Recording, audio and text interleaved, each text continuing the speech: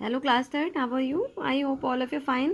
Now take your English spotlight book and open page number chapter 7 का आपका है page number 60, है ना। पार्ट 1 आपने कंप्लीट कर लिया था। अब हम पूरा चैप्टर देखते हैं। Part 2। Naina knew that her mother always had a good reason for everything she did. She took the paper and pencil and sat by the window. ठीक है। लास्ट जो पार्ट पढ़ा था हमने उसमें क्या था बताइए। उसकी माँ उससे क्या कहती है कि चलो एक पेपर और पेंसिल लेकर विंडो के पास बैठ जाओ। तो वो क्या कहती है, मेरा कॉम्पोजिशन। तो माँ क्या कहती है उसकी कि पहले तुम बैठो खिड़की के पास, देखो क्या हो रहा है क्या नहीं, दिमाग में कॉम्पोजिशन को मत लाओ अभी। तो अब उसके आगे का ही हम कंटिन्यू कर रहे हैं। तो नैना को पता है कि उसकी माँ जो है बिना किसी रीज़न के ऐसे कोई बात ना करती है ना कहती है। उसने पेंसिल और पेपर लेकर वो विंडो के पास बैठ गई। Then Naina looked out and saw the sky and some bright sunset clouds. What a lovely sunset, she exclaimed.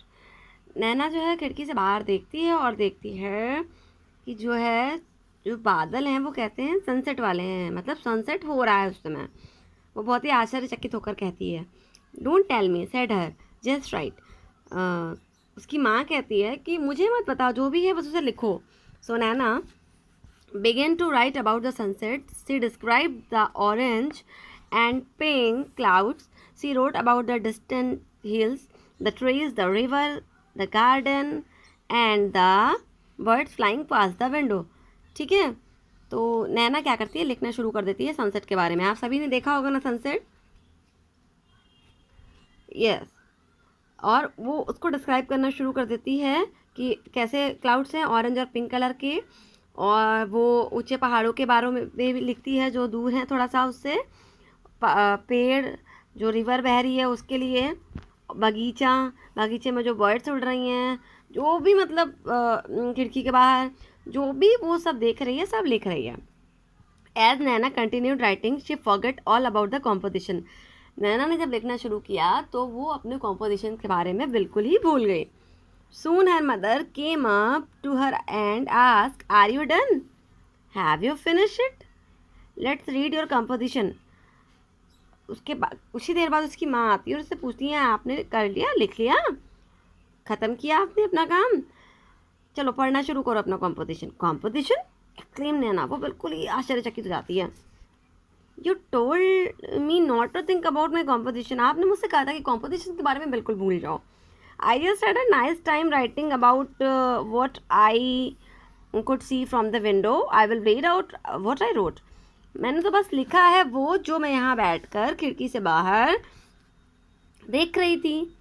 मैं आपको वो पढ़कर सुनाती हूँ जो मैंने लिखा है।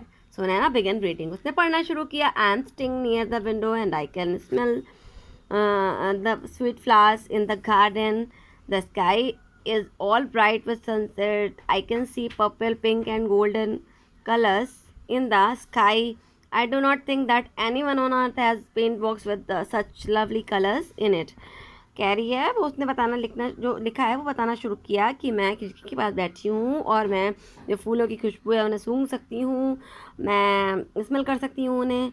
और सनसेट के समय जो स्काई है वो बहुत ही ब्राइट वे से चमक रहा है।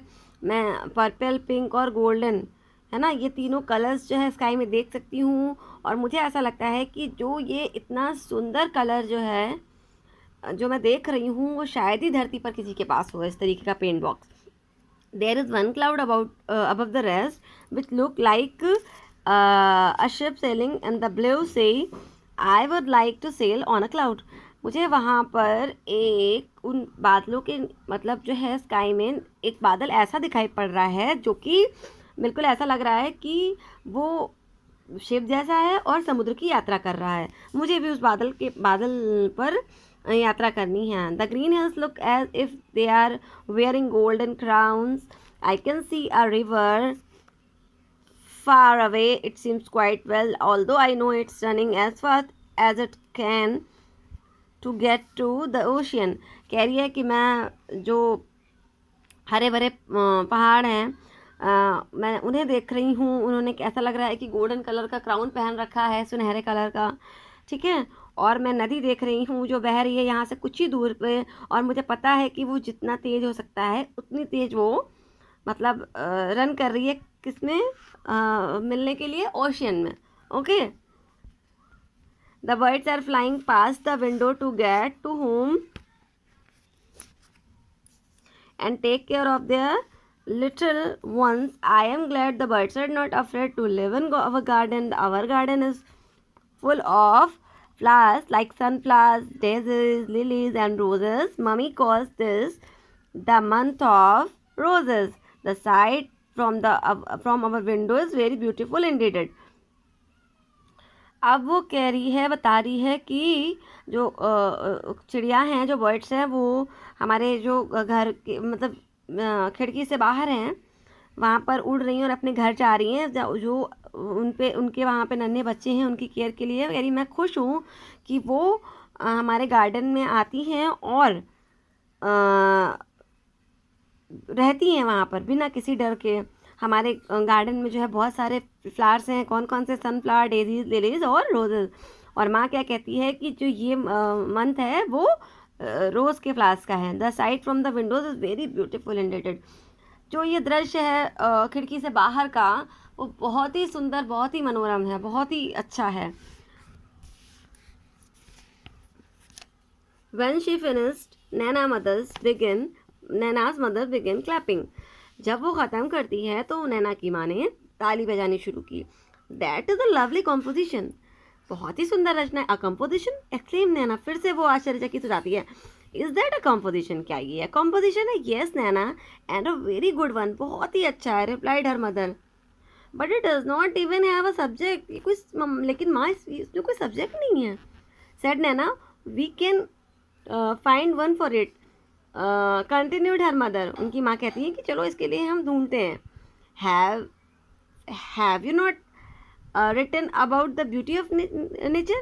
क्यों तुम ये नहीं लिख, इसको टाइटल ये क्यों नहीं दे देती हो कि beauty of nature? Oh yes, explain Naina खुश होते हुए। You she, her mother explain, it is easy to write if you have something interesting to write about. उसकी माँ उसे बता रही है कि अगर तुम्हें किसी चीज़ में इंटरेस्ट है, किसी चीज़ में तुम मतलब अपनी रुचि लगाने लगो, रुचि से कोई काम करो, तो वो चीज़ बहुत आसान हो जाती है। वो नैना के लिए, चाहे मेरे लिए, चाहे आपके लिए, हर एक के लिए यह बात लागू होती है। तो अगर आप किसी चीज़ में अपनी रुचि दिखाओगे तो वो चीज़ करने में बहुत आसान हो जाती है। तो नैना ने देखिए लिखने में मन लगाया और उसके लिए लिखना कितना आसान हो गया।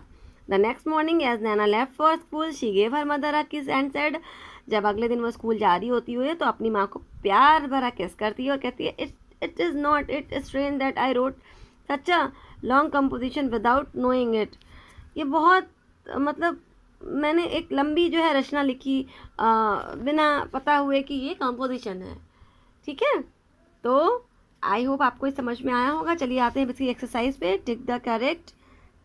ओके, ये आपको करने हैं। Okay, fill up true false. ठीक है, और चलिए मिलते हैं एक नई क्लास में क्वेश्चन आंसर्स और वर्ड मीनिंग के साथ। ठीक है क्लास, और प्लीज़ जितना भी वर्क कराया जा रहा है सब याद करना शुरू कर दीजिए, क्योंकि अब आपका RW स्टार्ट होने वाला है, आपके हाफ ईयरलीज आने वाले हैं। तो please be proper and please continue your study. Okay, take care students, bye bye, thank you.